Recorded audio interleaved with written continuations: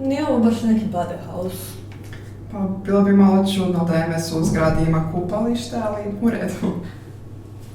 Naime, rad Vincent in Badehaus predstavlja Vincenta van Gogha kako leži u kadi punoj crvene tekućine koja je zapravo najvjerojatnije krv. Ali rad sadrži i druge pomalo uznemiravajuće prizore, kao što su druge osobe u kadama, okovi i figura koja stoji i nadgleda prostoriju sa štapom iza leđa.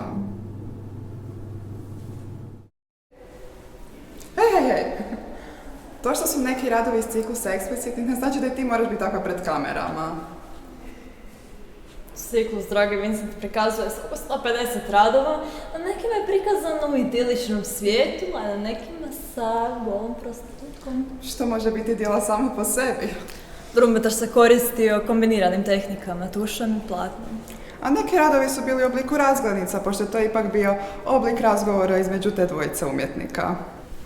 I kad idemo u Njemačku? Trumbetaš je neko vrijeme radio u Frankfurtu na Majni. Stvorio je cikluse kao što su Gastarbeiter, Banquet iz Frankfurt, Ex Libris, Život kao zmija i naravno Liba Vincent. Od 76. do 79. tamo je održao čak 60 samostalnih izložbi. Aha, snima se. Samo malo.